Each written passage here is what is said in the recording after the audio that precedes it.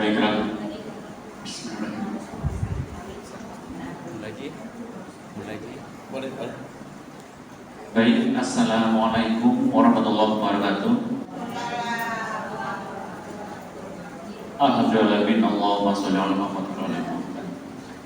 Alhamdulillah pada pagi Sabtu ini yang cukup cerah, matahari bersinar dengan hangat, kita masih bisa berkumpul bersama dalam kajian duha rutin setiap Sabtu pagi. Dan semoga amalan niatan kita berangkat dari rumah ini akan menjadi suatu amalan baik bagi kita semuanya. Dan sebelum kita mulai kajian pada hari ini, mohon pada Bapak Ibu untuk senantiasa menjaga adab dalam bermajelis ilmu, untuk senantiasa mendengarkan ustaz ketika berbicara. Baik, pada hari ini Bapak Ustaz kita, Bapak Dr. Yusuf Siddiq MA akan menyampaikan materi mengenai kaidah fikih tentang tabi. Mungkin Bapak Ibu pernah makan nasi ada rambutnya, atau makan buah ada ulatnya. Itu akan kita kaji di sini. Jadi fikih tentang tabi akan dibahas pada hari ini. Pada Ustaz, silakan.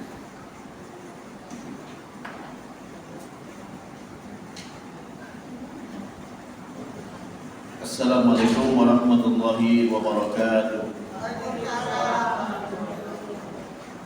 Innal hamdalillah nahmaduhu wa nasta'inuhu wa nastaghfiruh wa na'udzu bihi min shururi anfusina wa min sayyiati a'malina. May yahdihillahu fala mudilla lahu wa may yudlil fala hadiya lahu. Asyhadu an la ilaha illallah wahdahu la syarika lahu wa asyhadu anna Muhammadan 'abduhu wa rasuluhu لا نبي بعده صلى الله عليه وعلى آله وأصحابه ومن تبعهم بإحسان إلى يوم الدين. أما بعد رب اشرح لي صدري ويسر لي أمري واحلل عقدة من لساني يفقهوا قولي. Bapak-bapak, ibu-ibu, para hadirin dan hadirat jamaah Masjid Nurul Hikmah Tanjung Duren Selatan yang dimuliakan Allah Subhanahu wa taala. Alhamdulillah, segala puji bagi Allah Subhanahu wa taala. Pagi ini kita masih diberikan kemudahan, masih dijaga iman dan Islam kita hingga kita dapat menjalankan aktivitas kita, termasuk hadir majelis ilmu pagi ini. Mudah-mudahan kehadiran kita dicatat Allah sebagai ibadah yang akan memberatkan timbangan kebaikan kita di hari kiamat nanti. Amin ya rabbal alamin. Salawat dan salam senantiasa kita sanjungkan kepada junjungan kita, pemberi syafaat kita, Nabi besar Muhammad sallallahu alaihi wasallam beserta keluarga, sahabat dan pengikutnya hingga di kiamat. Sebelum saya lanjutkan, saya mengajak yang belum berniat itikaf di dalam hati aku berniat itikaf di masjid ini, sunnah kata Allah. Hari ini saya akan membahas kaidah fikih tentang tabi'. Tabi' ya, tabi itu ta alif ba ain. Tabi' ya. Tabi itu adalah artinya pengikut, ya, pengikut atau sesuatu yang nggak bisa dipisahkan dari yang lain, itu namanya tabi. Apa maksud tabi? Yang dimaksud dengan tabi adalah sesuatu yang tidak bisa dipisahkan dari yang lain. Ya, seperti keuntungan nggak bisa dipisahkan dari barang dagangan, karena tanpa barang dagangan nggak akan ada keuntungan. Tanpa barang dagangan nggak akan ada keuntungan. Ya. Isi tanah tidak bisa dipisahkan dari tanahnya. Jadi kalau ada orang yang beli tanah, maka beli dengan isi-isinya. Ya. Kalau di tanah tersebut ada sumber minyak, maka itu milik pemilik tanah, karena nggak bisa dipisahkan dari tanahnya. Ya. Sumber minyak itu gak akan ada kalau gak ada tanah tersebut. Fondasi pintu dan jendela rumah, ya, fondasi pintu jendela rumah ya tidak bisa dipisahkan dari rumah. Ya, jadi kalau orang beli rumah, maka otomatis dia beli fondasinya, beli pintunya, beli jendelanya, ya, secara otomatis. Karena rumah pasti ada pintu, pasti ada jendela, pasti ada fondasi. Rakyat tidak mungkin ada tanpa pemimpin, ya. Rakyat tidak akan mungkin tanpa pemimpin, ya maka rakyat ya mengikuti pemimpinnya. Karpet dan sejadah tidak bisa dipisahkan dari masjid. Setiap masjid pasti ada karpet, pasti ada sejadah. Ya, nah ini definisi daripada tabi. Jadi tabi adalah sesuatu yang tidak bisa dipisahkan dari yang lain. Ya, termasuk contoh yang tadi disebutkan oleh Pak Najib ya, Pak Bukhari Najib ya, bahwa Najib Bukhari ya, Pak Najib Bukhari ya, bahwa ulat ya, mangga sering kita temukan ulat ya. Nah ini nggak bisa dipisahkan. Artinya nggak mungkin ada mangga ya tanpa ulat ya. Bisa mangga tanpa ulat bisa, tapi sering kita temukan ada mangga, ada ulatnya. Ada ulatnya ya. Kita makan ya, sering kita temukan ada rambut ya. Itu juga termasuk tabi juga ya, tabi. Sesuatu yang nggak bisa dipisahkan dari makanan ya, karena yang masak biasanya ibu-ibu ya, rambut biasa rontok ya. Jadi sesuatu yang nggak mungkin kita pisahkan. Terkait dengan tabi, sebenarnya ada kaidah yang ada sebelum ini yang lupa saya cantumkan ya. Kaidah tabi adalah at-tabi tabi, at-tabi tabi ya. Tabi hukumnya sama dengan yang diikuti. Tabi sama hukumnya dengan yang diikuti. Jadi kalau misalnya gitu kan, kita nyembelih kambing, setelah disembelih kambingnya lalu dipotong-potong ya, kita dapatin di dalam kambing tersebut ada anak kambing ternyata. Halal gak dimakan? Halal ngikutin induknya, kan induknya udah disembelih. Kalau induknya udah disembelih, anak kambing di dalamnya berarti hukumnya sudah disembelih juga. At-tabi ya. Kecuali kalau kita dapatin anak kambingnya masih hidup, nah ini baru harus disembelih lagi karena masih hidup. Tapi kalau kita dapatin sudah mati, maka berarti dia halal dimakan, disembelih bersama induknya. Ya, induknya udah disembelih, maka janin dalam perutnya juga termasuk tersembelih. Ya, otomatis. At-tabi ya, sesuatu yang nggak bisa dipasrahkan dengan yang lain, hukumnya disamakan. Ya. Jadi maka kalau kita dapatin kambing udah disembelih dengan cara yang benar, setelah kita temukan di dalamnya ada anak kambing, ya maka anak kambingnya halal dimakan. Ya, kenapa? Karena dia ikut induknya disembelih, berarti dia sudah tersembelih, ya tersembelih juga. Dengan syarat kita temukan dalam keadaan sudah mati. Tapi kalau kita temukan dalam keadaan hidup, harus disembelih lagi. Berarti terpisah dia, ya. Berarti terpisah, nggak nyambung berarti, ya. Kalau nyambung ikut mati dia. Tapi kalau dia nggak nyambung, kita belah gitu kan, kita potong-potong, ternyata janin dalam perut induknya ternyata hidup, maka berarti terpisah, dia harus disembelih lagi, ya. Contoh yang lain, jadi hukum tabi ikut yang diikuti, ya. Jadi anak kambing ikut induknya kalau itu ada di dalam perut induknya. Contoh yang lain, misalnya at-tabi, ya. Ada anjing, ya. Pas dia melahirkan, lahir kambing ternyata. Itu kambing atau anjing? Anjing. Karena dia dari perut anjing. Kalau dari perut anjing berarti anjing. Ya, walaupun bentuknya kambing, berarti ini anjing berbentuk kambing. Ya, bisa jadi anjing dikawinin sama kambing bisa. Tapi hukumnya ngikut induknya. Walaupun bentuknya kambing, tapi hukumnya anjing. Ya, haram untuk dimakan. Ya. Nah itu at-tabi, ya. Contoh yang lain, misalnya gitu kan, banyak sekali tadi udah dicontohkan ya, mangga. Kita makan mangga tahu-tahu ketelan ulat. Ya. itu ulet hukumnya sama dengan mangganya, karena dia datang dari mangga. Dengan cara kita niat makannya adalah makan mangga, bukan niat makan ulat, bukan. Ya, kalau niatnya makan ulat, al-umuru maqasidah, segala perkara sesuai dengan maksudnya. Kalau niat makan ulat nggak boleh. Tapi kalau niat makan mangga loh, ada ulatnya, ya nggak masalah. Ya, karena dia tidak bisa dipisahkan, sesuatu yang nggak bisa dipisahkan dari mangga. Ya, mangga ya seringkali kalau saya nggak bisa mengatakan umumnya, seringkali ada ulat di dalamnya, maka hukum ulatnya sama dengan mangga, karena nggak bisa dipisahkan dari mangga. Ya, dia lahirnya juga dari mangga gitu kan, ya bukan ulat masuk, bukan ya. Jadi dari mangga jadi ulat gitu kan. Jadi maka dia hukumnya sama dengan mangga. At-tabi ya. Kalau ada harta zakat, ya kan zakat itu bukan hanya dengan uang, ya bisa aja zakat dengan hewan. Kambing zakatnya kambing, sapi zakatnya sapi, ya bayarnya pakai sapi. Kerbau zakatnya pakai kerbau, gitu kan ya.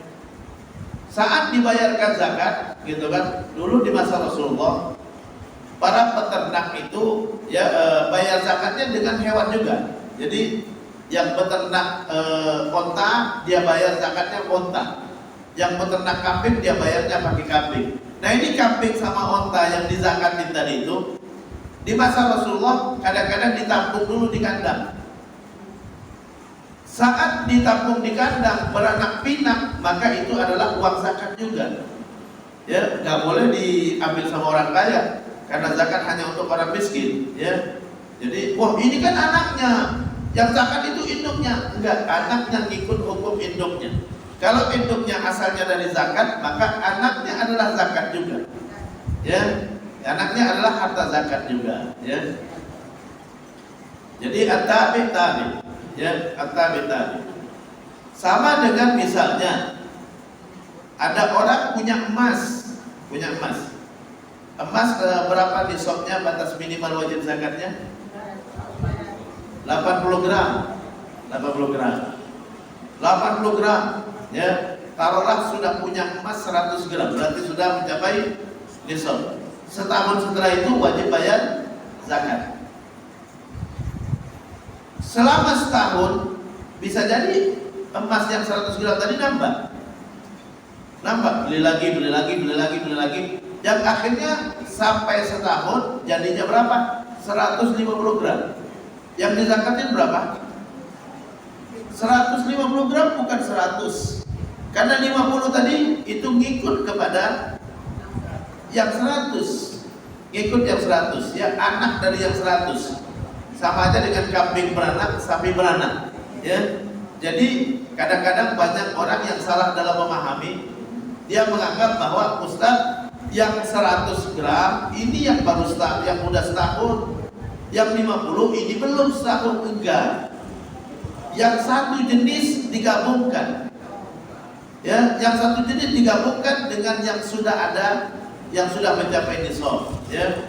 Jadi kalau kita punya emas 100 gram, ya, maka setahun setelah itu wajib dibayar zakat.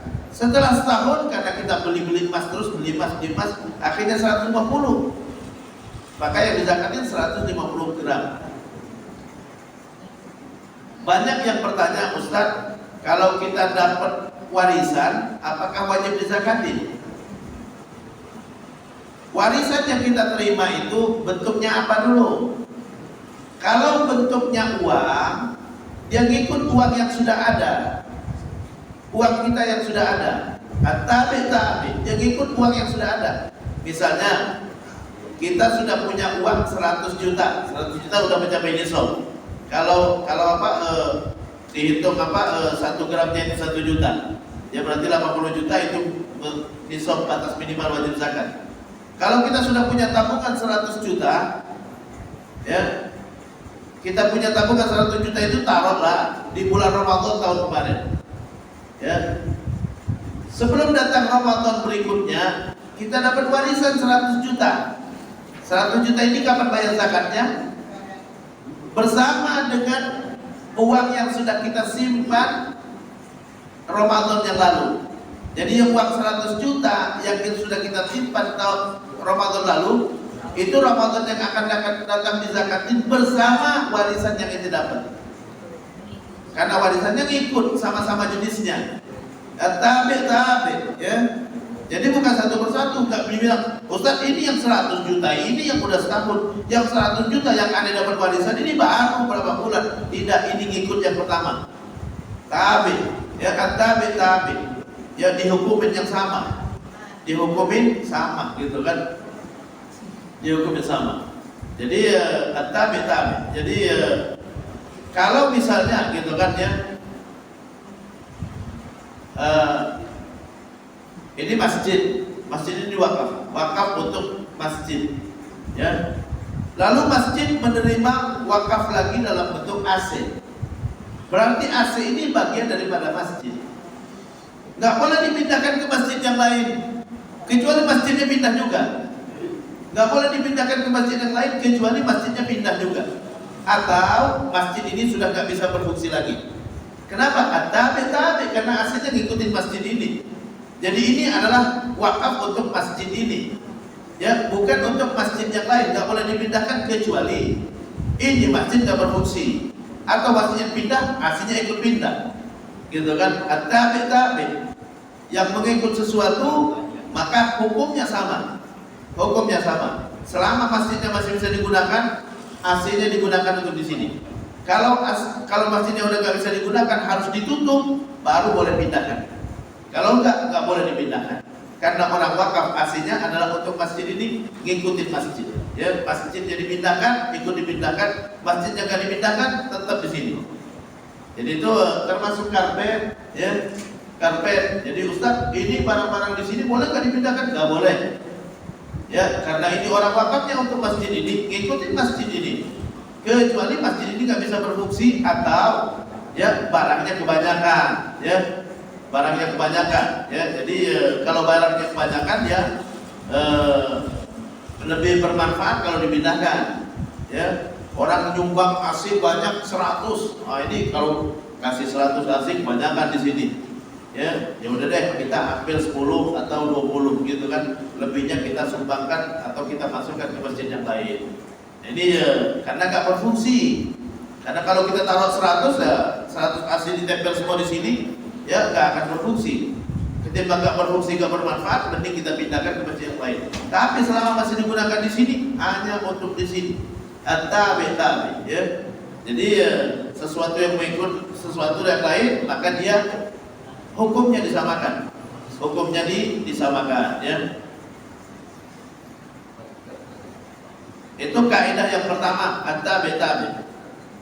Kaidah yang kedua, ini yang pertama tapi jadi yang kedua, ya. Man malaka syai'an malaka ma huwa min daruratihi. Siapa yang memiliki sesuatu, maka ia juga memiliki apapun yang menjadi keharusannya. Siapa yang memiliki sesuatu, maka dia memiliki apapun yang menjadi keharusannya. Contoh, ada harta warisan. Harta warisannya berupa kontrakan, ya. Ini kontrakan nggak langsung dibagi. Ini biasa ke orang Indonesia nggak langsung bagi, udah berpuluh-puluh tahun baru dibagi, gitu kan? Harusnya langsung segera dibagi. Enggak dibagi. Kalau enggak dibagi, maka uang kontrakannya adalah milik ahli waris secara keseluruhan, ya, dan dibagi sesuai hukum warisan. Ya, karena yang memiliki kontrakan siapa? Ahli waris. Maka hasilnya pun milik ahli waris semuanya. Enggak boleh diambil oleh salah satu, ya. Jadi man malaka syai'an malaka ma huwa min daruratihi. Siapa yang memiliki sesuatu, maka ia juga memiliki apapun yang menjadi keharusannya. Jadi kalau memiliki kambing beranak, anak kambing punya dia juga berarti, ya. Kalau ada orang yang memiliki sapi, sapinya beranak, milik dia juga berarti anak sapinya. Jadi itu terkait dengan kaidah ini, ya. Man malaka syai'an malaka ma huwa min daruratihi. Siapa yang memiliki sesuatu, maka ia juga memiliki apapun yang menjadi keharusannya. Maka saat seorang beli baju, maka sekaligus membeli kancing, ya, pernik yang menjadi keharusannya. Jadi nggak bisa dibeli satu-satu, dijual satu-satu. Ini bajunya harganya sekian, kancingnya sekian, enggak. Ya, kancing ikut ke baju. Kancing ikut ke baju nggak ditransaksikan. Ya, yang ditransaksikan cuma bajunya saja. Nggak dihitung kancingnya berapa.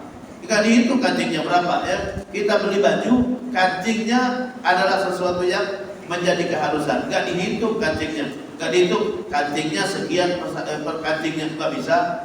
Ya, kita cuma beli baju. Ya, dan membeli apapun yang menjadi keharusan baju. Baju harus ada kancingnya, baju harus ada kerahnya, baju harus ada kantongnya, gitu kan ya. Jadi tidak dihitung satu-satu untuk pernak-perniknya. Jadi cuma beli baju. Sama orang beli rumah, ya nggak dihitung pintunya. Pak, saya jual rumah, kalau untuk pintunya per pintu sekian, enggak. Ya, beli rumah dan pintunya, jendelanya, ya termasuk juga, gitu kan ya. Kalau beli rumah dengan isinya, maka termasuk semuanya yang ada nempel-nempel semua. Ya, kipas angin, jam dinding, AC-nya, gitu kan, ya masuk. Tabi. Siapa yang membeli rumah maka sekaligus membeli tanah, pintu, jendela, gak dihitung ya. Gak dihitung pintunya, gak dihitung jendelanya ya. Karena sudah beli rumah ya. Sama dengan orang membeli kebun. Kalau membeli kebun maka termasuk di dalamnya pohon-pohonnya, sumber minyaknya kalau ada sumber minyak di situ. Ya, beli kebun, nggak dihitung pohonnya, nggak dihitung, yang dihitung kebunnya saja berapa meter, gitu kan, nggak dihitung pohonnya. Ya, Pak, saya jual kebun plus saya jual pohonnya juga, tidak. Ya, Bapak cuma bisa jual kebun dan segala isinya, karena isinya ada di situ, dia ikut kepada hukum tanahnya. Tanahnya dijual, berarti isinya dijual, gitu kan? Isinya dijual karena nggak bisa dipisahkan. Nggak bisa dipisahkan. Jadi nggak bisa jual, ini tanah saya jual, ya ukurannya sekian, plus pohonnya per pohon sekian, enggak. Ya, pohonnya langsung ikut, buahnya langsung ikut juga, buahnya langsung ikut. Jadi kalau kita beli kebun, udah berbuah rambutannya punya kita yang beli, ya. Kenapa? Karena saya beli tanahnya. Adapun pohon dan buahnya itu sudah ikut kepada tanah, ikut kepada tanah. Man malaka syai'an malaka ma huwa min daruratihi. Beli tanah, ngikut rumah yang ada di atasnya, ngikut rumah yang di atasnya. Kecuali kalau ada penegasan, ya. Kecuali kalau ada penegasan, Pak, saya jual tanah tanpa rumahnya, ya. Karena nggak otomatis rumah tanah ada rumahnya, ya. Jadi karena rumah bisa dipindahkan, ya, rumah bisa dipindahkan. Jadi saya jual tanah tapi nggak jual rumahnya, boleh kalau ada penegasan seperti itu. Tapi kalau tidak, maka otomatis rumahnya masuk. Siapa yang memiliki kebun maka secara otomatis disertai anak kuncinya. Ya. Siapa yang memiliki rumah maka ia juga memiliki jalan yang menuju kepada rumah tersebut. Ya. Jadi gak hanya beli rumah, tapi rumahnya nggak bisa dimasukin. Ya, nggak bisa. Ya.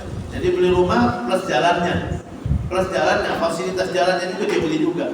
Berarti dia termasuk pemilik jalan tersebut. Jadi pemilik jalan tersebut, ya. Kalau dia di perumahan itu biasanya 1 meter ke depan dari rumah itu termasuk tanah rumah. 1 meter ke depan rumah, ya, di depan rumah itu termasuk tanah rumah.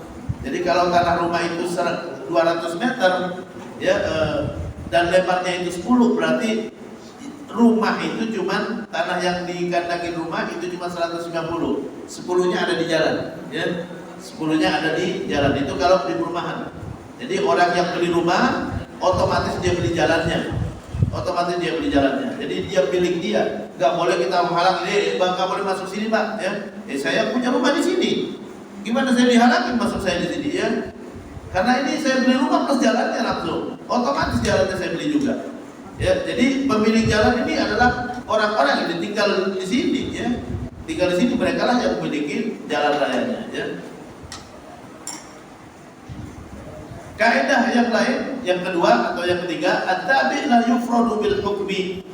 Tabi' sesuatu yang mengikuti yang lain, ya, tidak memiliki hukum tersendiri. La yufradu bil hukmi, tidak memiliki hukum tersendiri. Ya, jadi artinya hukumnya ngikut induknya, hukumnya ngikut yang diikuti. apapun yang menjadi tabi bagi yang lain, maka ia menjadi bagian darinya dan tidak dihukumi secara tersendiri. Di saat seorang membeli kambing berarti disertakan bersamanya bulunya, ya. Jadi nggak dihitung bulunya, ya. Jadi bulunya nggak dihitung, ya. Tidak bisa kalau jual bulu saja di atas kambing. Kalau kita jual bulu saja di atas kambing, nggak boleh. Hukumnya nggak boleh. Tapi kalau jual kambing bersama bulunya boleh. Ya, jual bulu saja nggak boleh. Ya, ini bulu kambing saya ini, saya mau jual sama ini, nggak boleh. Ya, yang boleh adalah bulunya dipotong kalau mau jual bulu saja. Bulunya dipotong dulu, ditakarin dulu, ya, dikiloin dulu, gitu kan, baru bisa. Tapi kalau bulu yang nempel di kambing nggak bisa dijual. Tapi kalau jual kambing bersama bulunya boleh. Ya, jual pohon yang ada di kebun tidak bisa. Tapi jual kebun bersama pohonnya boleh. Ya, jual kebun bersama pohonnya boleh. Karena pohon ngikut kebun, bulu ngikut kambing, gitu kan. Di saat seorang membeli kambing berarti disertakan bersamanya bulunya. Maka tidak bisa penjual meminta harga bulunya secara tersendiri. Begitu juga tanduk dan buntutnya, ya. Jadi nggak dihitung satu persatu, tapi yang ikut langsung beli kambing bersama bulunya, tanduknya, ekornya, gitu kan, ya, buntutnya ikut. Jadi dalam perut kambing tidak dijual tersendiri. Nggak boleh kita menjual anak kambing dalam perut kambing, ya. Tapi menjual kambing bersama anaknya dalam perutnya boleh. Nggak boleh kita menjual anak kambing dalam perut kambing, nggak boleh. Pak, ini kambing saya lagi bunting, saya mau jual anaknya, nggak boleh. Tapi kalau jual kambing bersama anaknya boleh, ya. Jadi itu yang dimaksud dengan at-tabi' la yufradu bil hukmi, tidak dihukumin secara tersendiri. Nggak bisa kita menjual anak kambing sendiri yang ada di dalam perut. Tapi kalau terpisah beda, ya, udah terpisah berarti, ya. Jadi dalam perut kambing tidak dijual tersendiri, melainkan ia ikut induknya. Pohon di kebun, ya, tidak dijual tersendiri, ya, tersendiri, melainkan ia ikut dalam transaksi jual beli kebun. Jual beli kebun bersama pohonnya boleh. Jual beli pohon tanpa kebunnya tidak bisa, ya. Karena kebun nggak bisa, pohon nggak bisa dipisahkan dari kebun. Ulat yang ada dalam buah, ya, ulat yang ada dalam buah hukumnya halal jika termakan, halal, ya, karena dia bagian dari buah. Namun ulat tersendiri tidak boleh dimakan, ya. Makan ulat nggak boleh, tapi makan mangga ada ulatnya boleh, ya, dengan cara bukan niat makan ulat, ya. Jadi nggak haram, ya. Kenapa? Karena nggak bisa dipisahkan ulatnya. Ya, ulatnya asalnya dari makanya juga, gitu kan. Jadi ya nggak bisa dipisahkan. Tapi bukan dengan niat mau makan ulat, bukan. Bukan niat mau makan ulat, ya. Ini kapan lagi mau makan ulat? Enggak, ya. Ya. Tapi kita makan ulat, waduh ini susah. Kadang-kadang kan susah kan. Dikorek-korek masih ada hitamnya. Makin dalam masih ada. Ya udah makan aja. Ya. Makan aja, ya. Karena udah nggak bisa lagi dikorek masih tambah dalam masih hitam, tambah dalam masih hitam. Ya udah makan aja, ya, makan aja. Hukumnya adalah hukum mangga, bukan hukum ulat, ya, karena dia tidak bisa dipisahkan dari mangganya. Jika ada yang beli kambing, lalu sebelum kambing tersebut beranak, sebelum diterima oleh pembeli, maka, ya, jadi ada orang beli kambing, Mas, ini kambing berapa harganya? 2 juta. Ya udah, ini aneh beli nih 2 juta. Ya, kambingnya aneh titip dulu lah katanya. Aneh titip dulu sama ente. Nanti aneh ambil pas Idul Adha. Pas Idul Adha, sebelum Idul Adha itu kambing beranak. Anaknya punya siapa? Punya pembeli. Karena pembeli udah beli kambingnya, maka anak yang lahir setelah itu pun itu punya dia, ya. Itu punya dia otomatis.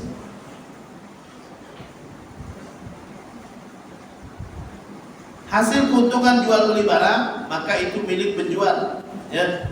Tidak boleh diambil calok hingga diizinkan dan sepengetahuan penjual. Tabi, ya.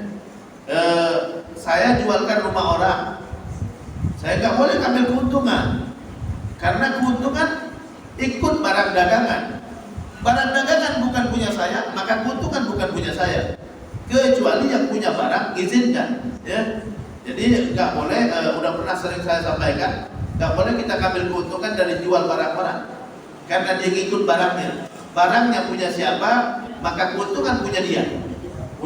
Kalau kita mau minta sama pemilik barang, ya, Mas, ini rumah saya jual nanti, ya, berapa jualnya? 1 miliar. Kalau saya jualnya lebih dari 1 miliar gimana? Udah ambil aja, berarti dia izinkan.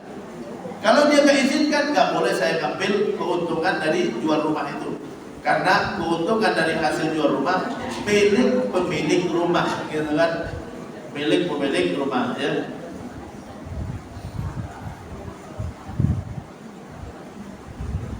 Tabi, ya, sesuatu yang nggak bisa dipisahkan dari yang lain, ya. Saya pernah nyampaikan, kita kalau pakai Gojek, kemarin ada yang nanya ke saya, Ustaz, kalau kita pakai Gojek, boleh nggak kita ngasih tip? Boleh kasih tip, tapi harus tahu yang punya aplikasi, karena dia dapat pelanggan lewat aplikasi. Maka segala yang dia dapatkan harus sepengetahuan pemilik aplikasi. Pemilik aplikasi harus tahu berapapun kita kasih. Nggak boleh nggak tahu nggak sepengetahuan dia. Kalau nggak sepengetahuan dia berarti dia ngambil uang haram. Ya, jadi karena dia dapat pelanggannya dari aplikasi, maka apapun yang dia dapatkan harus sepengetahuan pemilik aplikasi. Kalau tidak sepengetahuan pemilik aplikasi, maka haram dia dapatkan. Ya, nggak boleh. Kalau enggak, ya ente cari pelanggan sendiri di jalanan, jangan pakai aplikasi, gitu kan. Makanya kalau di aplikasi sering mau kasih tip, ada tulisannya kan. Maka kalau mau kasih tip, kasih tulis, ya kasih tip, ada pilihannya 50.000, 20.000, ya, atau lainnya, gitu kan, ya. Lainnya tulis, jangan lebih, jangan kurang. Ya, kalau kita kasih lebih, maka haram hukumnya. Karena dia mendapat pelanggan dari aplikasi, maka apapun keuntungan milik yang punya aplikasi. Apapun jasa yang diinginkan, bayarannya harus dalam sepengetahuan pemilik aplikasi. Kalau enggak sepengetahuan pemilik aplikasi, maka tidak dibolehkan. At-tabi, ya. Saya sudah pernah nyampaikan juga, misalnya saya kerja, saya guru, saya dosen, ya. Lalu mahasiswa kasih sesuatu ke saya, boleh nggak?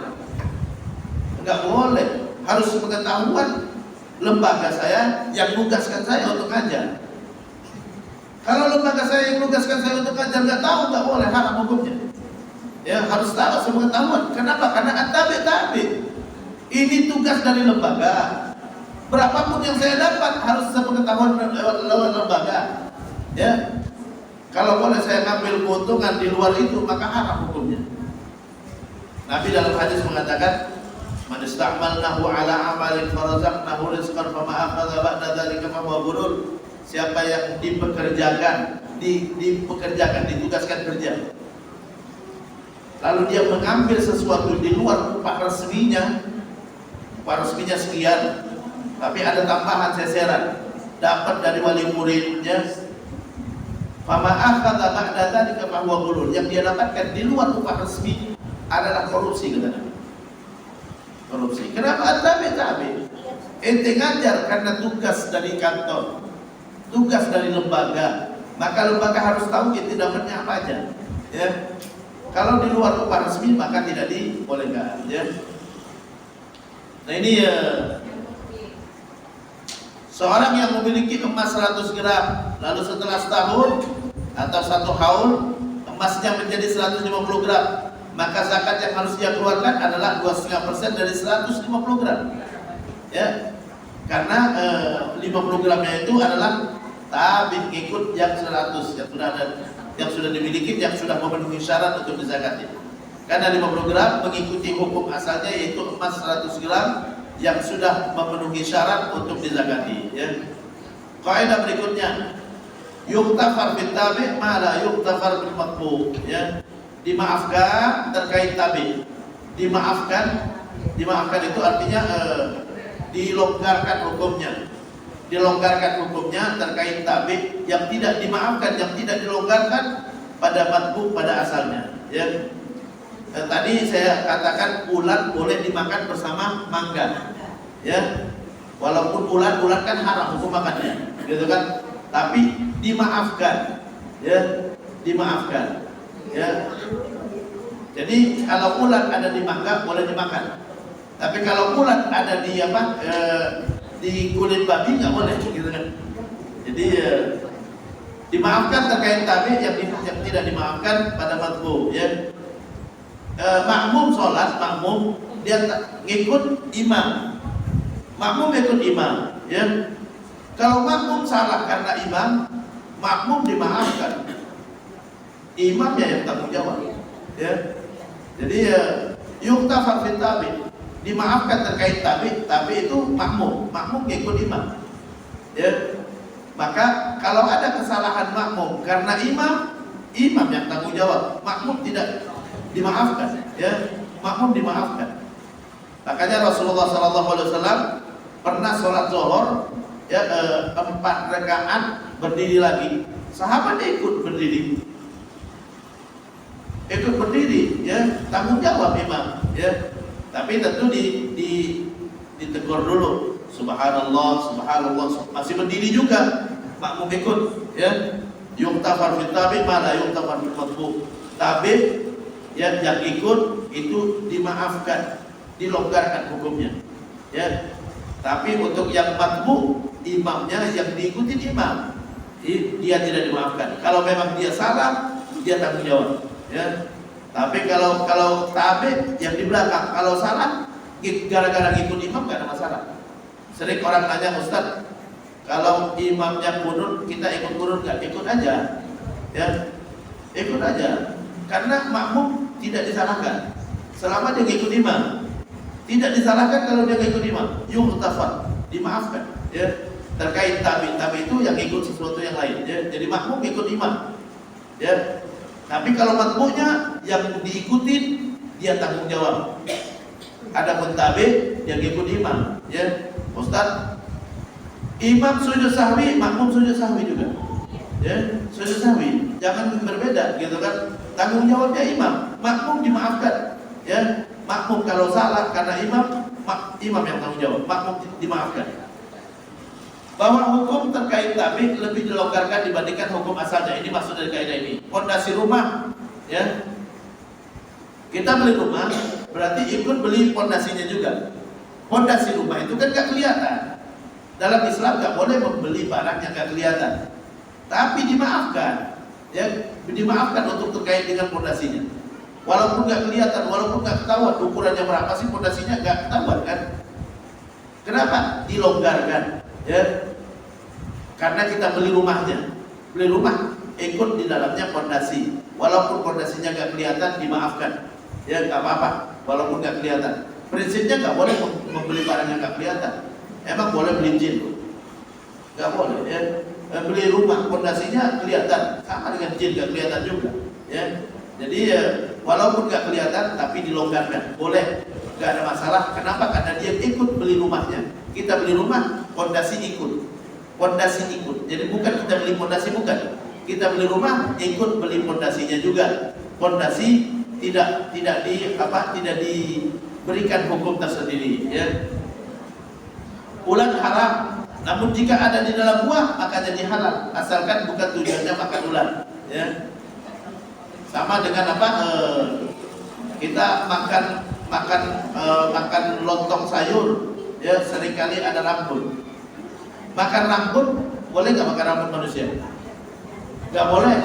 Ya, makan rambut manusia boleh nggak? Nggak boleh. Kenapa? Karena dia tabi manusia, dia ngikut manusia. Jadi hukumnya sama dengan hukum manusia. Sama dengan hukum manusia. Makan rambut sendiri nggak boleh. Apapun terkait dengan manusia, semuanya nggak boleh dimakan. Ya, nggak boleh dimakan. Termasuk, ya.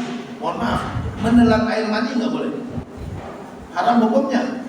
Apapun terkait dengan manusia nggak boleh dimakan. Makan itu masuk dari tenggorokan, ya. Tapi kalau dari bawah nggak dimakan itu, karena dia akan keluar lagi nanti. Tapi kalau di sini enggak, ya. Jadi Menelan air mani apa hukumnya? Haram hukumnya. Ya, karena dia ngikut manusia.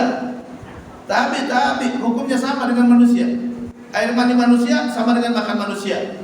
Rambut manusia sama aja dengan makan manusia. Makan daki manusia sama dengan makan manusia, gitu kan? Jadi ya nggak boleh kita makan rambut. Tapi kalau rambutnya itu ada di makanan, ya, dan nggak bisa kita pisahkan, sering kita makan tanpa disadari makan rambut, maka nggak masalah. Karena kita adalah makan makanan, ya, makan makanan, lalu tahu-tahu ada rambut. Kalau bisa dikeluarkan, keluarkan. Kalau nggak bisa nggak masalah juga, ya.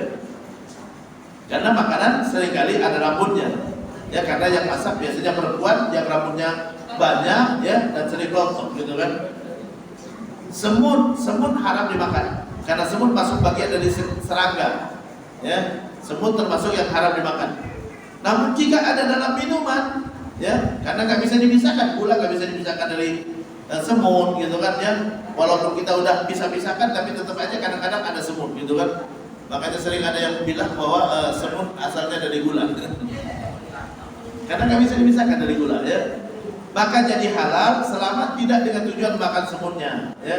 Kita minum tahu-tahu keminum semut, bukan sengaja mau minum semut, maka hukumnya halal, ya. Menjual anak kambing yang di perut induknya haram, namun dibolehkan jika ia dijual bersama induknya. Kaidah berikutnya, idza saqatal aslu saqatal far'u. Idza saqatal aslu saqatal far'u. Jika gugur asalnya, maka gugur cabangnya. Apapun jika asalnya gugur, maka cabangnya juga jadi gugur. Yang dimaksud cabang adalah sesuatu yang tidak akan ada tanpa asal. Contoh, ya. Jadi idza saqatal asal saqatal far'. Contoh misalnya, ya, penjamin hutang, ya, ada orang berhutang. Saya udah pernah nyampaikan, ya, misalnya ada orang meninggal, ya, dia meninggalkan hutang, tidak meninggalkan uang untuk bayar hutangnya. Adakah orang yang wajib bayarnya? Tidak ada satupun yang wajib bayar, ya. Kecuali kalau ada yang pernah menjamin. Yang pernah menjamin itu misalnya, ya, dia mau ngutang, dulu waktu hidupnya dia mau ngutang, lalu ditanya dulu kepada saudaranya atau kepada orang tuanya atau kepada orang dekatnya, mas, dia mau ngutang, ya, oh ya utangin aja. Tapi kalau dia nggak bisa bayar atau keburu meninggal gimana? Ada yang bayar, maka dia ikut wajib bayar. Kalau meninggal, yang ini yang bertanggung jawab bayar, karena dia pernah menjamin bayar. Kalau dia orang nggak pernah menjamin bayar, nggak wajib dibayarin, ya, karena dosa nggak ditanggung orang lain. La taziru wazratun wizra ukhra, kecuali dia pernah komitmen mau bayarin baru, ya. Lalu orang meninggal tadi, ya, dia ninggalkan hutang, tapi nggak ninggalkan uang untuk bayarnya. Kalau dia ninggalkan uang untuk bayarnya, dibayarkan dari uangnya. Uangnya cukup nggak cukup, itulah untuk bayarannya, ya. Kalau nggak cukup ya cuma segitu, ya. Kalau cukup, alhamdulillah. Masih ada sisa, baru sisanya warisan, ya. Kalau dia nggak tinggalkan uang, tapi ada yang menjamin hutangnya, ya, aneh bayarin hutangnya kalau dia keburu meninggal. Misalnya, meninggal, hutangnya masih ada, dan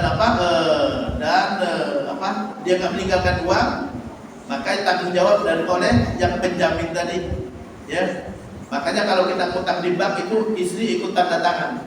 Istri ikut tanda tangan berarti istri menjamin, gitu kan, menjamin hutang tersebut. Artinya sepengetahuan istri dan istri ikut bertanggung jawab. Jadi penjamin ikut bertanggung jawab terhadap hutang tadi. Tahu, gitu kan, ya. Jadi ini orang meninggalkan hutang, nggak meninggalkan uang, maka yang menjamin ikut bertanggung jawab bayarin.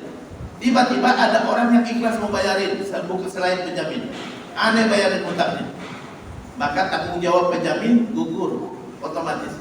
Kenapa? Udah ada yang bayarin, ya. Kalau udah ada yang bayarin, gugur tanggung jawab dia, ya. Idza saqatal asal saqatal far', ya. Karena penjamin itu bertanggung jawabnya terhadap hutang dan hutangnya sudah nggak ada, gitu kan. Sama dengan misalnya ada orang belanja gorengan gitu kan ya, belum bayar, udah makan 10 gorengan belum bayar, ditagih lah sama yang menjual gorengan, mas belum bayar ya, gorengan harganya 2001, 10 berarti 20.000. Lalu ada orang yang bayarin, ini saya bayarin ya, boleh nggak nagih sama orang ini lagi? Enggak boleh lagi. Loh kenapa? Karena dia nagih karena tagihan bayar ini dan udah ada yang bayarin. Kita saqatal asal saqatal farq. Ya, nggak bisa ditagih lagi ya. Mas, kamu yang makan bayar, enggak bisa, udah ada yang bayarin tadi. Kalau udah ada yang bayarin berarti tagihannya udah nggak ada. Tagihannya nggak ada, ente nggak pernah nagih lagi ya. Jika seorang yang berpiutang mengikhlaskan piutangnya, maka barang gada yang di tangannya beralih menjadi titipan. Jadi ada orang berhutang misalnya 100.000 ya, dia gadaikan misalnya jam tangan, ya, lalu dia lunasin hutangnya. Ini hutang ada 100.000 nih, Anda bayar ya. Jam tangan masih ada di tangan orang yang hutangin, belum diambil sama dia, maka itu berarti titipan ya, yang harus dia kembalikan kepada yang berhutang tadi ya. Kalau dia tidak bisa menjaganya ya, dan teledor, maka dia tanggung jawab, titipan ya. Jadi barang gadai tadi menjadi titipan ya. Nah ini terkait dengan tabik, simpulannya bahwa tabik ya, tabik itu sesuatu yang tidak bisa dipisahkan dari yang lain. Contoh misalnya tadi contohnya adalah keuntungan adalah milik pemilik barang ya, karena keuntungan adalah ngikut barang dagangan ya. Kemudian anak kambing ikut induknya gitu kan ya, ulat ikut mangganya gitu kan ya, kemudian semut ikut gula gitu kan. Jadi itu terkait dengan kaidah hari ini ya, tabik ya, hukumnya disamakan, tabik ya disamakan dengan al-matbuh yang diikuti ya. Demikian, kalau ada yang mau bertanya silakan. Wassalamualaikum warahmatullahi wabarakatuh ya. Baik, terima kasih banyak Ustaz. Ada yang mau bertanya silakan Bapak Ibu. Ini banyak ini sebentar.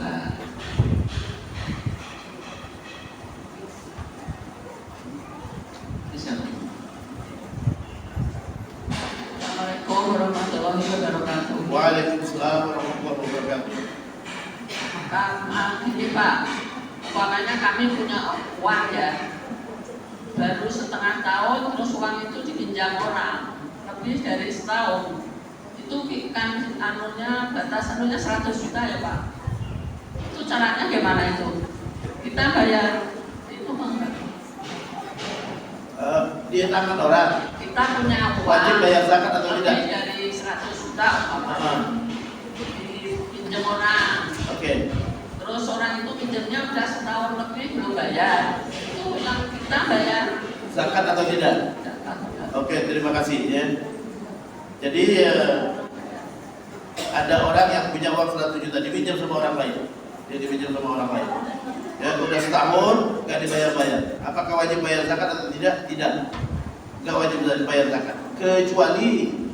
Kecuali kita bisa tarik uang itu kapan saja. Ya. Kecuali kalau uang itu bisa kita tarik kapan saja. Misalnya kata orang yang berhutang, Bu, uang 100 jutanya udah ada sama saya, kapan mau diambil? Ya, udah biarin aja di situ. Wajib bayar zakat. Kenapa nggak diambil? Ya. Contoh yang lain, uang kita di bank bisa ditarik nggak? Bisa ditarik kapan aja. Ya, mau besok mau lusa sih mau tarik bisa ya. Maka itu wajib dibayar zakat walaupun ada di tangan bank. Ya. Jadi uang di tangan orang lain ya, yang kita utangkan ke orang lain itu tidak wajib kita bayar zakatnya, kecuali kita bisa tarik kapan saja ya. Kita bisa tarik kapan saja.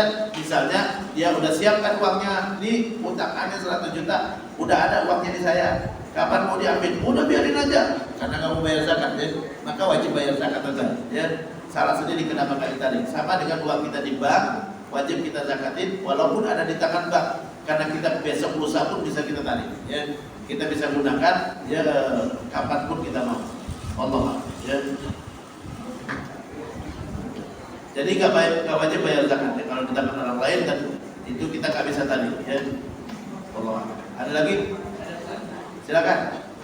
Assalamualaikum warahmatullahi wabarakatuh. Waalaikumsalam warahmatullahi wabarakatuh.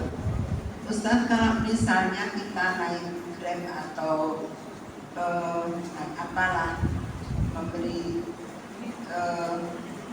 kepada yang dicontohkan tadi, tapi misalnya kita menyerahkannya itu ini untuk beli kopi ya, ini untuk beli makan ya, itu gimana Ustaz?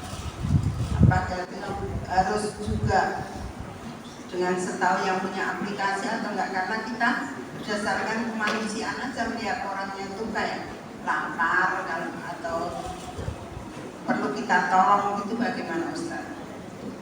Kemudian lagi satu, kalau misalnya uang itu tidak ditekan di bank muamalah dengan sistem bagi hasil itu yang di zakati, apakah hasilnya sesudah terkumpul sesuai dengan perhitungan zakat ataukah uangnya itu juga kita zakati.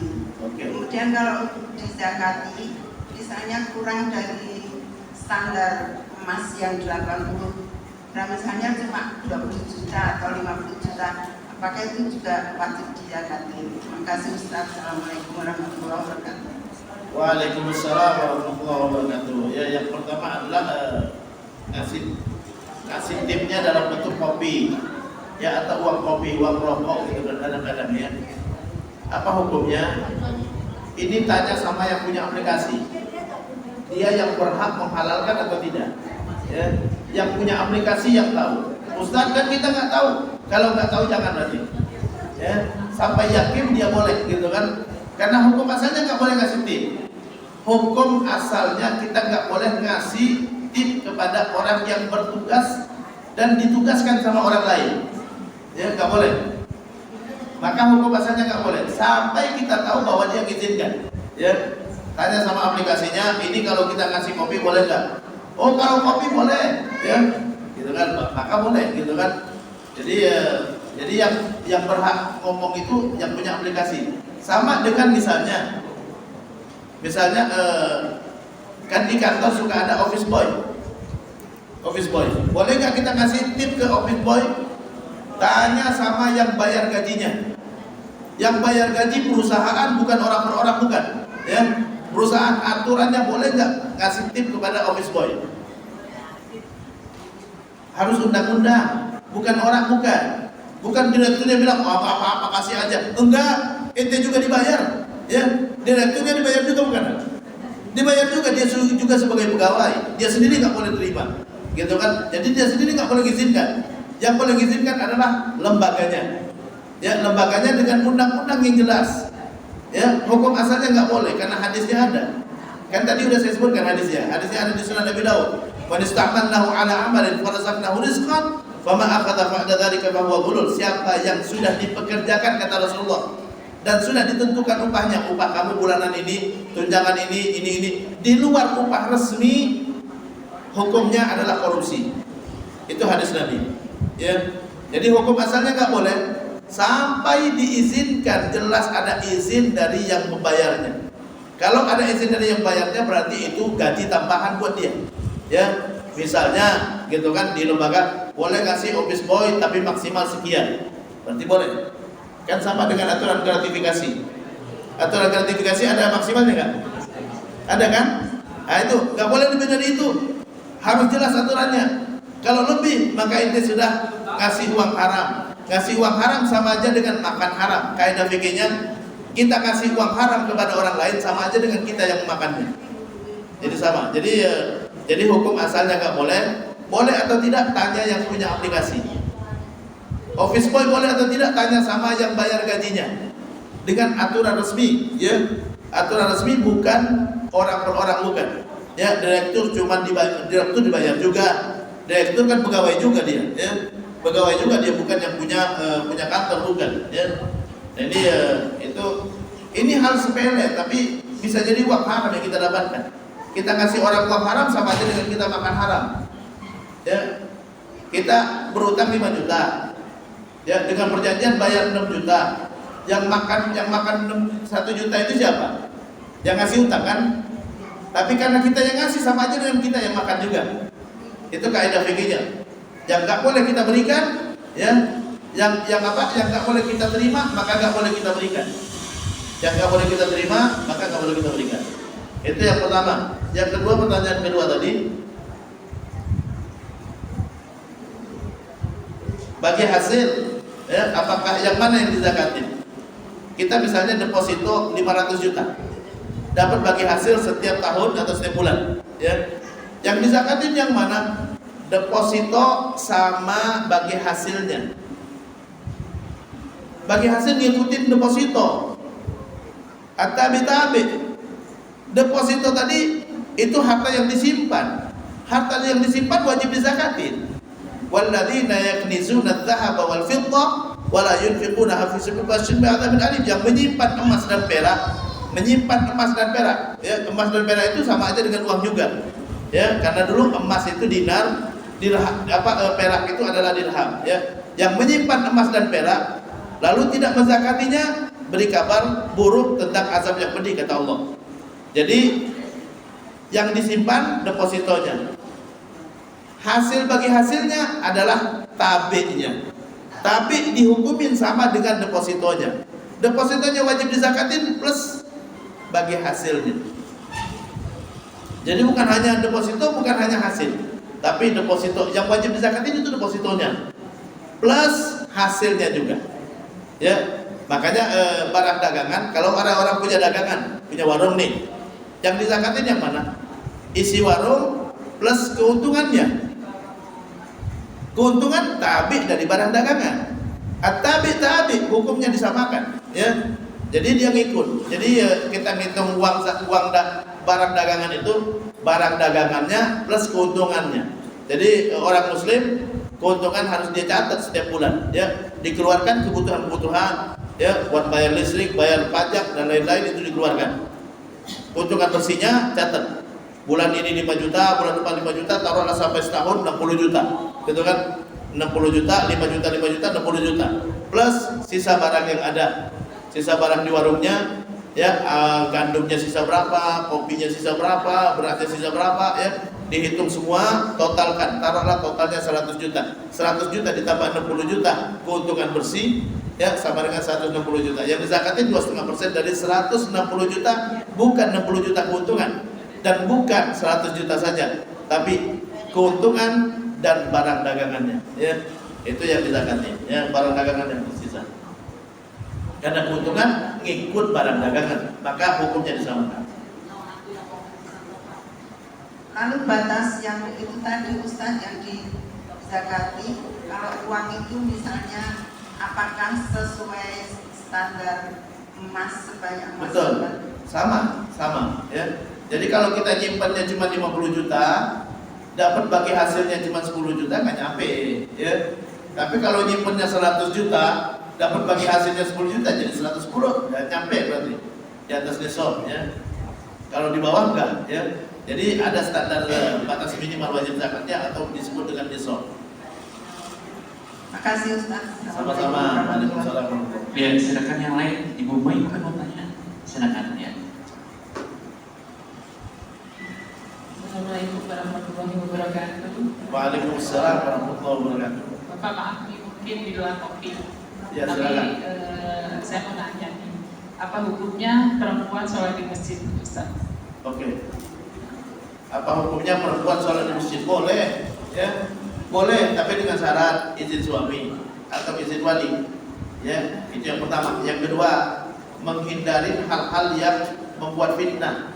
Ya, jangan pakai parfum, jangan pakai bedak yang terlalu benor gitu kan, ya. Karena itu bisa bikin fitnah, ya. Orang mau sholat jadi nggak khusyuk, harusnya sampai ke depan gitu kan, sampai ke imam misalnya gitu kan. Nah, itu syaratnya, ya. Tapi dalam hadis mengatakan begini, ya, kata Rasulullah, siapapun perempuan yang datang ke masjid dan dia muta'attirah, dia menggunakan parfum, ya, liyashummaha ar-rijal, agar dicium oleh laki-laki lain selain suaminya, wahiyya zaniyah, maka dia berzina. Jadi boleh, tapi dengan syarat pertama izin suami atau wali, yang kedua menghindari hal-hal yang bisa membangkitkan fitnah, yaitu pakai pakaian yang terlalu membuat perhatian orang ya, atau parfum yang tercium laki-laki ya, itu dihindari ya. Kalau itu dipenuhi syarat tersebut, insya Allah bermasalah ya. Allah boleh. Ya, sebentar saya pindah ke Bu Guru. Silakan Bu Guru. Ya. Terima kasih. Assalamualaikum warahmatullahi wabarakatuh. Waalaikumsalam warahmatullahi wabarakatuh. Dari kajian yang disampaikan ada pertanyaan, ada satu pertanyaan dan mungkin satu sanggahan gitu ya. Ya, silakan. Yang pertama pertanyaan saya mengenai tadi materinya kan tadi. Nah itu kalau misalnya yang suka saya lihat itu kan kalau di kampung ya, di kampung itu kalau orang punya pohon ya, pohon mangga atau pohon apa, itu kan biasanya itu tengkulak gitu ya, mungkin disebutnya tengkulak. Itu mereka punya trik gitu ya, punya trik membeli ketika buah-buahnya itu masih kecil-kecil, ya kan? Buahnya masih kecil-kecil. Nah, dengan trik seperti itu berarti kan dia bisa dong bernego untuk mencapai harga yang murah dari si penjual, dari si punya pohon, ya kan? Padahal kalau nanti dia berbuah semua, itu kan dia mendapatkan untung yang bisa berkali-kali lipat. Nah, itu apa hukumnya? Terus yang kedua, mungkin agak sanggahan nih Pak Ustadz ya. Kok saya kayaknya kurang serak deh tadi yang masalah mengenai hutang, gitu kan? Mengenai hutang itu orang lain tidak berkewajiban, gitu kan? Membayarkan hutang si yang punya hutang ini, gitu. Nah, itu kan kalau yang saya pernah dengar ya waktu saya kecil itu, kalau orang punya hutang itu tanah nggak menerima gitu kan. Karena kita punya hutang, masih punya tanggungan di dunia gitu kan. Nah, kalau misalnya tadi di Pak Ustadz ngomong tidak bertanggung jawab orang lain gitu kan, keluarganya. Nah itu kan takutnya di antara kita mungkin itu kan ada yang berarti bukan kewajiban gue dong gitu kan. Nah nanti kan dikhawatirkannya juga jadi kasihan bila salah satu keluarga punya hutang karena ada dasar seperti Pak Ustadz ngomong tadi tidak berkewajiban. Nah khawatirnya kan si mayat juga nanti yang kasihan gitu kan.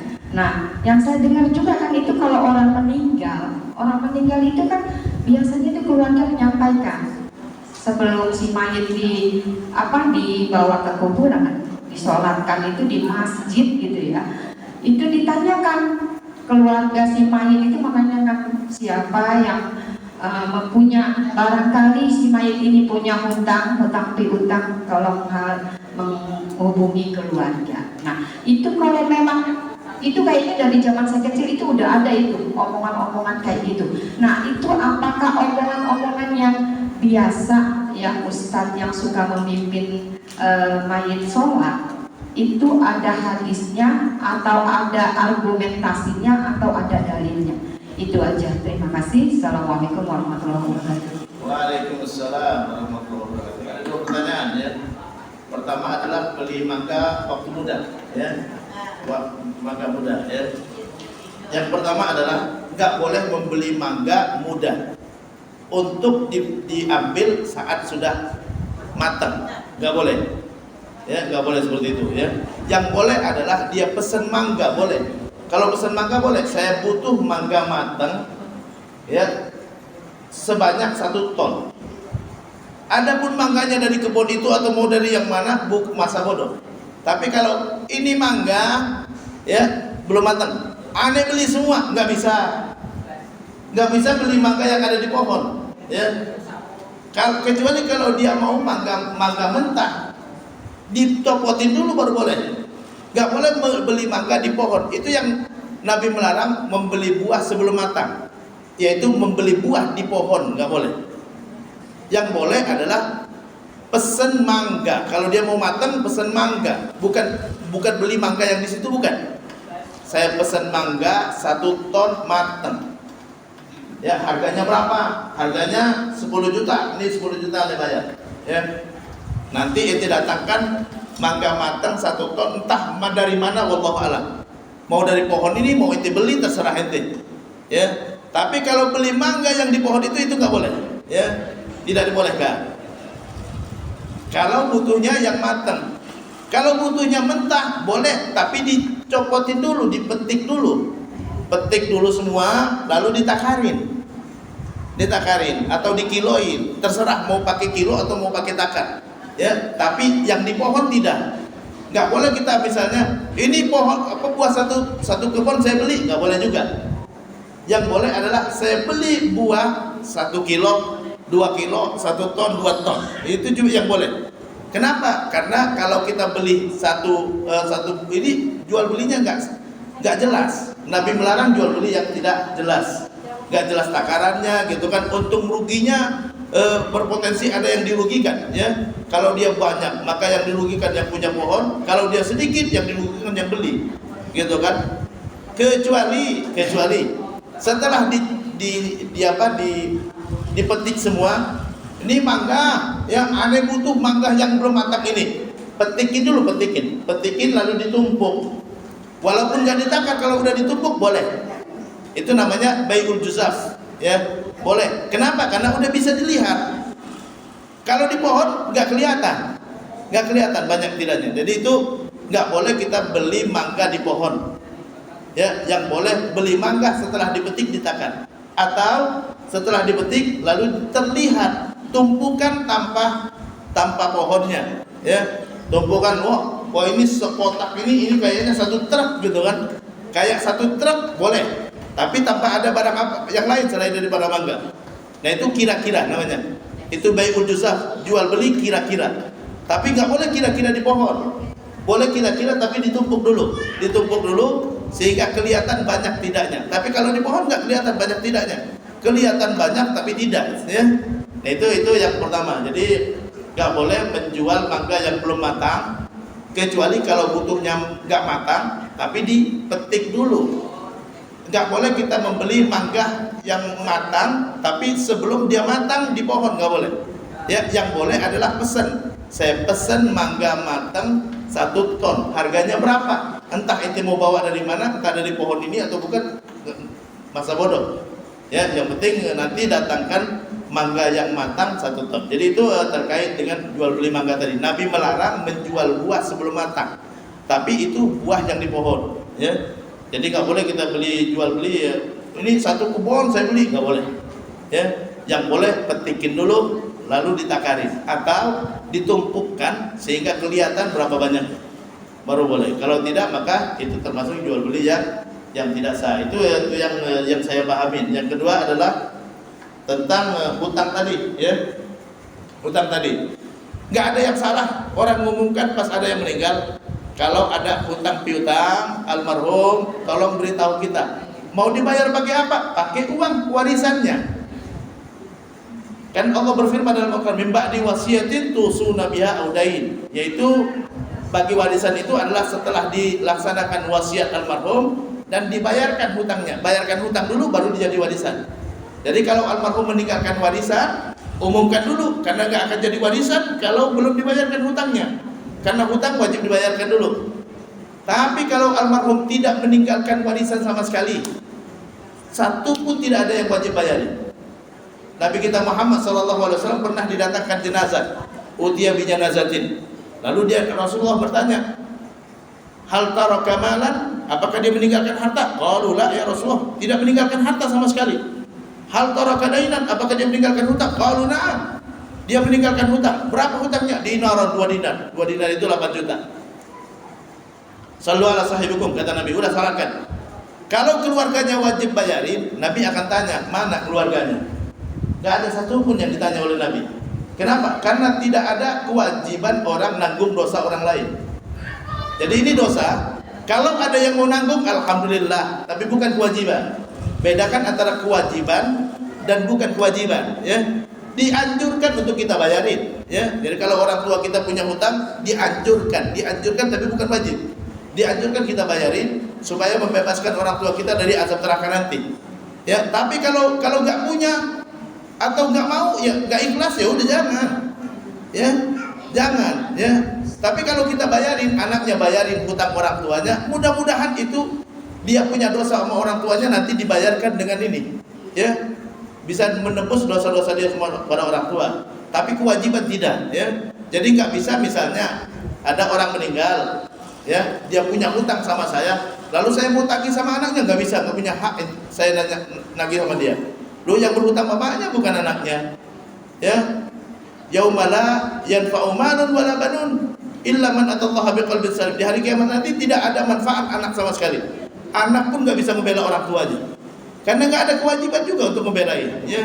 Jadi masing-masing bertanggung jawab terhadap amal perbuatan. Jadi kalau diumumkan oleh keluarga, ya, saat ada yang meninggal, kalau ada sangkut paut hutang piutang dengan almarhum, itu mau dibayarkan dengan harta warisannya, ya. Kalau almarhum tidak meninggalkan harta warisannya, Nabi sendiri nggak nanyain keluarganya. Kenapa? Karena tidak ada satupun yang wajib bayarin, ya. Tapi kalau ada yang mau bayarin, alhamdulillah, ya, walaupun orang lain sekalipun, ya. Nah, kaitannya dengan ayat ku anfusakum wa ahlikum nar itu gimana? Ku anfusakum wa ahlikum nar. Itu adalah anjuran atau kewajiban kita untuk menjaga keluarga kita, dididik, dikasih tahu, dinasihati. Iya, kalau dinasihati. Tapi saya wajib bayarin hutangnya, tidak. Ya, kamu jangan nggak bayar hutang. Itu kewajiban kita. Itu kita menjaga dia. Kalau kamu nggak bayar hutang, nanti kamu akan diazab di neraka, gitu kan? Itu yang menjaga, itu menjaga namanya. Kita ajari, ku anfusakum wa ahlikum nar, jagalah diri kamu dan keluargamu, ya, dari api neraka. Itu kita didik mereka, kasih tahu bahwa hutang itu hukumnya wajib dibayar, kalau nggak dibayar bisa masuk neraka, gitu kan? Itu udah menjaga namanya. Udah menjaga, kewajiban kita hanya itu, ya. Adapun bayarin hutangnya kalau mau, kalau ikhlas, ya. Jadi tidak bisa kita bebankan kepada orang lain. Ada kaidah dalam ilmu fikih, al aslu bara'atul zimmah. Hukum asal seorang tidak dibebanin apapun, kecuali ada dalil yang membebankannya. Coba carikan satu ayat atau satu hadis, ya, keluarga wajib bayarin hutang keluarganya. Nggak ada kan hadis Nabi tadi, ada jenazah yang meninggalkan hutang, nggak meninggalkan uang, Nabi nggak panggil keluarganya, enggak. Kata Nabi, udah kalian sholatkan, ya. Lalu ada sahabat yang ngacungkan tangan, ya, Abu Umamah namanya, ya. Ada yadainuhu ya Rasulullah, saya yang tanggung hutangnya ya Rasulullah. Baru Nabi mau sholatkan. Dan Nabi nggak nanya juga, itu siapanya? Enggak. Siapa aja yang mau ikhlas. Alhamdulillah kalau ada yang ikhlas mau bayarin, kita selamat. Tapi kalau nggak ada yang ikhlas, ya udah, ya, tanggung sendiri, ya, karena setiap orang wajib menjaga dirinya sendiri dari api neraka. Adapun kita jaga orang lain adalah dengan menegur, menasehati, ya. Kalau dia berbuat salah kita benar, kita luruskan, gitu kan, ya. Itu namanya menyelamatkan, ya. Wallahu a'lam. Oke, cukup. Ada lagi ibu-ibu? Kalau mana saya pindah ke sebelah.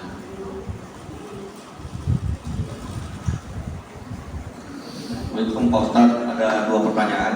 Yang pertama tadi mengenai sholat makmum itu imam. Kan kita sering melihat, misalnya kan kalau imam itu takbir sampai mengangkat tangan setinggi telinga. Iya, gitu. Lalu makmum takbir macam-macam tuh, ada yang setinggi perut, setinggi dada dan lain-lain. Lalu misalnya tadi masalah kunut, misalnya imamnya NU, lalu jemaahnya ada yang misalnya Muhammadiyah, dia diem aja tuh, kalau tangannya di samping nggak ikut angkat tangan gitu. Lalu misalnya di tahiyat akhir kan ada duduk tahiyat akhir, lalu makmum itu duduknya yang duduk pertengahan antara sujud itu, gitu. Padahal kan hakikat sholat jemaah itu kan makmum mengikuti gerakan imam, gitu. Ya, itu pertanyaan pertama. Nanti bisa mau jelaskan satu-satu mengenai gerakan tersebut. Terus pertanyaan kedua gini Pak Ustaz. Misalnya kita punya tanah di luar kota, sudah bertahun-tahun kita tidak lihat. Lalu di dalam suratnya juga tertulisnya cuma tanah kosong saja. Lalu kita jual ke si pembeli juga nggak lihat tuh lokasi di lapangannya gimana. Kita adakan jual beli, lalu pembeli datang ke lokasi, ternyata di sana sudah berdiri puluhan bangunan liar. Lalu si yang mendirikan bangunan itu malah minta ganti kalau memang itu terhadap bangunannya. Padahal yang si pembeli itu kan hanya tanah kosong gitu, tidak termasuk ada bangunannya, tapi malah minta ganti yang si mendirikan bangunan. Bagaimana Pak Ustaz? Terima kasih. Oke, terima kasih ya. Jadi ada dua nih ya. Makmum wajib ikut imam ya. Wajib ikut imam di situ artinya wajib di saat imam berdiri dia berdiri, imam sujud dia sujud, imam duduk dia duduk. Adapun cara duduknya nggak ada masalah, yang berbeda ya. Nggak ada masalah. Adapun cara angkat tangannya nggak apa-apa, berbeda. Jadi imam takbir dia takbir, imam ruku dia ruku, imam sujud dia sujud. Caranya nggak sama nggak masalah ya. Ada yang duduk tawarruk, ada yang duduk iftiros gitu kan, nggak apa-apa. Yang penting jangan sampai imam duduk dia berdiri. Itu yang kemudian ya. Jangan sampai imam duduk dia berdiri ya. Terkait dengan kunut ya, terkait dengan kunut gitu kan ya. Saya dulu kuliah di Madinah, kuliah di Maroko. Kalau imam kunut nggak pernah di belakang itu orang berbeda. Silakan kalau ada yang umroh ya, kan sekarang lagi musimnya kunut ini ya. Lagi musimnya kunut. Kalau di Saudi kunut, imamnya kunut, semua ikut di belakang kunut. Ya, cuman ada di Indonesia yang orang nggak kunut. Ya, imam kunut dia nggak kunut, gitu kan? Kalau di negara lain, ya di Maroko itu mazhab Maliki, sama dengan mazhab Syafi'i yang subuhnya ada kunutnya. Makmum ikut kunut. Ya. Di Arab Saudi nggak ada kunut, tapi kalau pas lagi ada musibah seperti sekarang Palestina, gitu kan, mungkin mereka kunut juga. Coba lihat di belakang, semua ikut, ya, semua ikut. Tapi kalau di Indonesia, imam kunut kadang-kadang dia nggak ikut kunut. Jadi kalau saya sendiri pribadi, gitu kan, dia mengatakan bahwa tetap ikut imam. Apapun yang dilakukan oleh makmum, dilonggarkan hukumnya selama dia ngikutin imam. Ya, yang tanggung jawab adalah imam. Ya, makanya ada kaidah tadi, yuqtafar fit tabi' ma la yuqtafar fil hukum. Yang ngikutin itu dilonggarkan hukumnya, dimaafkan. Ya. Kalau dia ngikut imam, dimaafkan. Ya. Tapi kalau orang yang diikutin imamnya itu dia tanggung jawab penuh. Ya, enggak dilonggarkan, enggak ada maaf untuk dia. Kalau salah dia bersalah. Ya, tapi kalau makmum ikut imam tidak bersalah. Tidak salah. Ya, kenapa? Karena inna maju'ilal imam diutamma bi, kata Nabi, imam diangkat untuk diikuti, ya. Tapi kalau imam salah, tegur dulu, subhanallah, subhanallah, subhanallah, masih berdiri juga ikut. Ikut berdiri, ya. Nah, ini itu yang pertama. Yang kedua adalah tanah berdiri bangunan liar, ya. Kita punya tanah, taunya nggak ada bangunan, tahu-tahu ada bangunan, ya. Lalu pemilik bangunan minta ganti. Ada dua kemungkinan, ya. Kita nggak ganti salah juga. Kita nggak ganti salah. Kita nggak boleh menghalalkan harta orang lain. Karena dia sudah bangun, maka kita pakai negosiasi. Kalau kita mau bangunannya, ya, ini rumahnya udah bagus nih, udah nggak usah dirobohin, mau dibayar berapa, gitu kan? Tapi berhak juga yang punya tanah mengatakan, tolong bangunnya dibuang, ya. Ente sudah bangun di atas tanah saya tanpa izin, silakan diangkat bangunannya, ya. Kalau enggak, ya saya nggak bisa bayarnya. Ya, ente antara ikhlasin atau ente ambil. Ya, yang bangun ini siapa yang nyuruhnya? Ente sudah membangun bangunan liar di tanah milik saya. Ya, jadi antara dua pilihannya, ente angkut barangnya atau ente biarkan dan saya nggak bisa bayar. Gitu kan? Berhak juga orang. Jadi ya, intinya nggak boleh kita menghalalkan harta orang lain. Ya, walaupun dia berbuat salah sekalipun. Kan dia salah bangun bangunan liar, tapi nggak boleh kita halalkan, nggak boleh kita, wah ini kan dia salah dia bangun, enggak, tetap pakai negosiasi, ya. Ini bangunan, apalagi kalau bangunannya bagus kan, kalau bangunannya bagus, nggak usah dirobohin dah, ya. Ane bayar dah berapa? Ya negosiasi, tawar menawar, nggak mentok juga negosiasinya, dia minta bayar mahal 100 juta, kita lawannya 50 juta nggak mau, ya udah deh, ane nggak sanggup bayarnya, ente angkat aja di rumahnya, ya. Ente angkat aja rumahnya, tanah punya saya, gitu kan. Jadi ya seperti itu, ya. Maka kalau dia mau, longgarkan juga, gitu kan. Jangan ngotot 100 juta, gitu kan. Ya udah gini aja dah, supaya jadi dah, ya 60 juta dah, gitu kan. Kalau udah sepakat ya udah, ya. Jadi intinya, walaupun orang berbuat salah, tidak menjadikan hartanya halal kita ambil. Ya, misalnya kasusnya begini. Ada orang korupsi Kita nggak boleh, wah dia koruptor, ambil semua harta dia. Jangan. Ya, ntar dulu. Harta yang dia ambil dari korupsi itu yang berada, dan itu pun harus keputusan hakim. Nggak boleh kita langsung jarah semua harta dia. Ada kaidah dalam ilmu fikih, kesalahan seseorang tidak menghalalkan hartanya. Tidak menghalalkan hartanya. Jangan gara-gara dia melakukan kesalahan lalu kita jarah harta dia. Nggak boleh ya.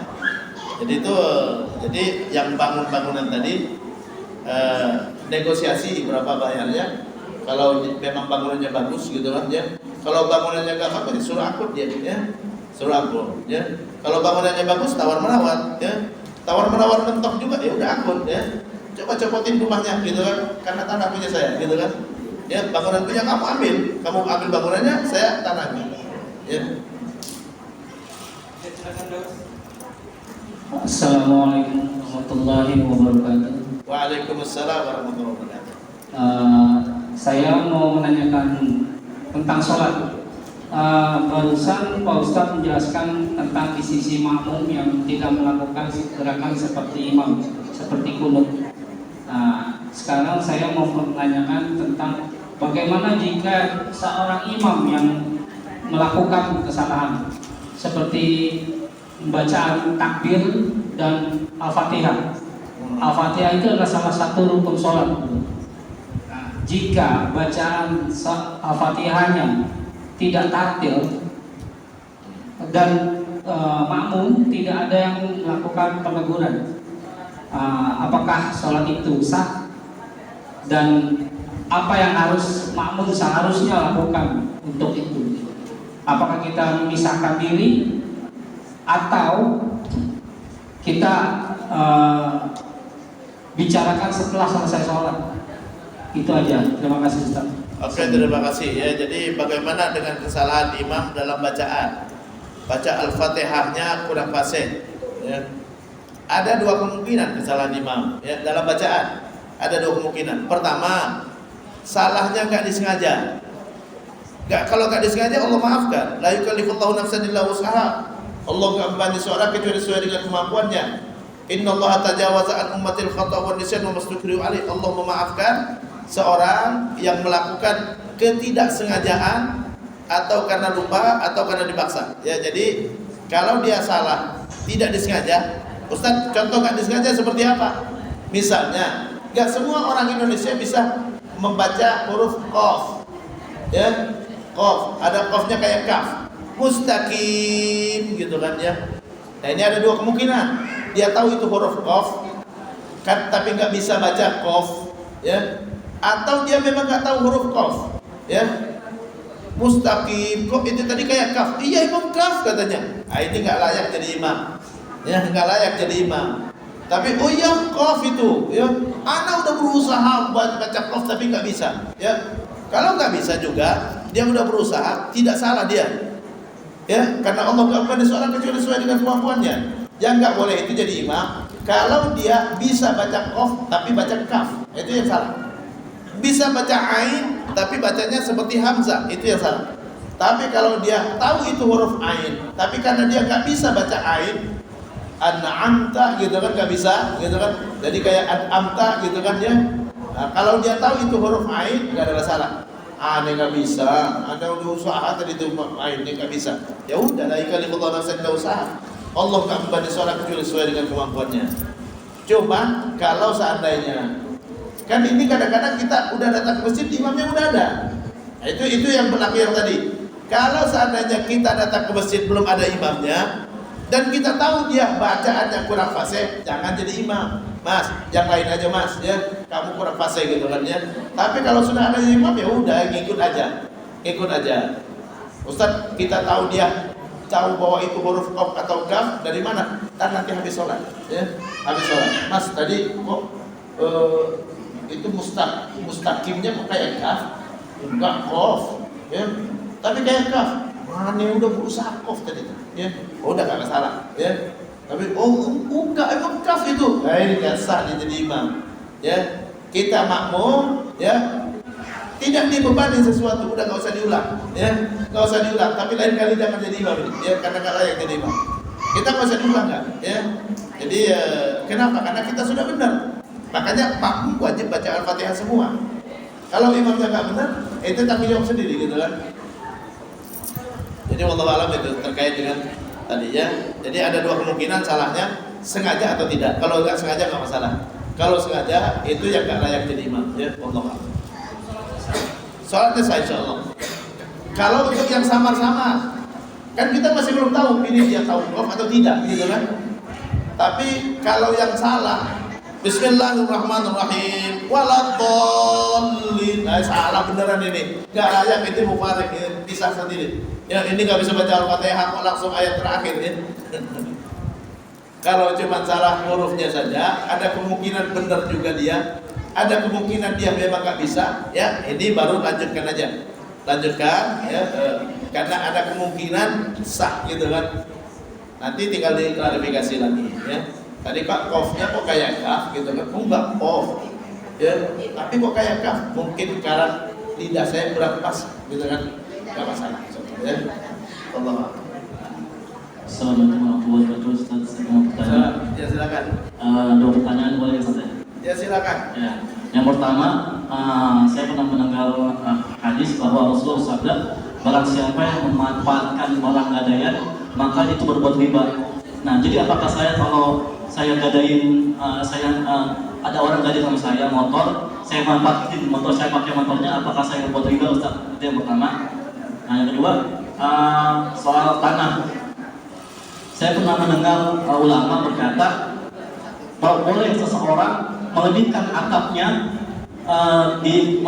melebihi atap luas rumahnya selama itu jalan umum. Nah, jadi apa boleh saya bikin lantai 2 melebihi luas tanah saya selama itu jalan umum, Ustaz? Itu aja, Ustaz. Terima kasih, Ustaz. Oke, terima kasih ya. Yang pertama adalah tadi kaidah dalam ilmu fikih ya. Kullu qardin jarra naf'an fa huwa riba ya. Setiap manfaat dari hutang berhutang yang didapatkan oleh yang ngasih hutang, maka itu riba ya. Riba. Jadi kalau barang gadai nggak boleh dimanfaatkan sama yang ngasih hutang ya, karena kalau dia manfaatkan berarti dia dapat manfaat dari hutang piutangnya ya. Itu kalau transaksinya hutang berhutang. Kalau transaksinya jual beli boleh ya. Jadi kalau transaksinya diganti dengan jual beli boleh ya. Ada orang mau berhutang, Mas saya mau ngutang 5 juta, Ane gadaikan motor, ini aja Ane gak ngasih utang 5 juta tapi Ane beli motornya 5 juta. Ini boleh dimanfaatkan karena udah dibeli. Kalau ente mau beli lagi, ya udah ente datangkan lagi 5 juta ya, Ane kasih tempo 5 bulan ya, udah ada uang 5 jutanya, Ane jual lagi sama ini. Maka selama 5 bulan itu boleh dia pakai. Enggak, dia datangkan juga 5 juta, punya dia emang, udah dibeli ya, maka itu boleh dimanfaatkan. Prinsipnya sama, zohirnya sama, tapi transaksinya beda. Transaksi hutang berhutang nggak boleh dimanfaatkan motornya. Transaksi jual beli silakan dimanfaatkan dan silakan dimiliki kalau dia nggak bisa kembalikan uang 5 juta itu ya. Tapi dengan transaksi jual beli. Itu yang pertama. Yang kedua adalah hukumnya orang yang meninggikan bangunan ya sampai ke jalan umum. Intinya kalau kita membangun sesuatu ya sampai ke jalan umum, maka itu adalah orang umum berhak untuk menikmatinya. Atapnya sampai ke jalan umum, orang boleh berteduh. Lah punya umum berarti ya, punya umum. Sama dengan kalau kita punya pohon lalu rindang sampai ke keluar taman, keluar kandang, keluar pagar, maka orang boleh ngambil buahnya. Karena ini jalan umum. Ini buahnya ke umum gitu kan ya, maka boleh diambil. Kenapa? Karena di jalan umum ya. Jadi boleh membangun atap ya kalau itu jalan umum ya. Kalau itu jalan umum dengan syarat tidak mengganggu orang ya, enggak mengganggu orang. Enggak ada yang dirugikan ya. Setelah terakhir Ustaz. Ya silakan. Ya. Ini mengenai fikih wakaf. Jadi gini Ustaz.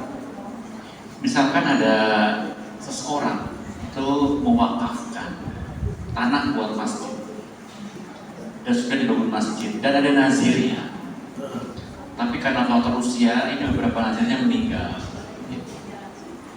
Nah kemudian oleh nazir yang masih hidup, tanah itu diserahkan kepada pihak lain.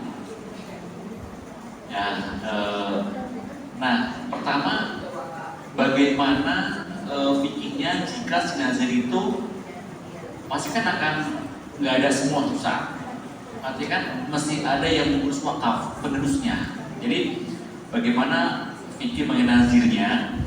Yang kedua, jika misalkan ada pengalihan dari nazir yang masih ada ke pihak lain, ini apakah boleh yang tanah wakaf itu udah nama masjid A misalkan, udah jelas di depan pemilikannya, tapi dialihkan kepada pihak lain, kemudian mencoba sih akan dialih-namakan ke nama B.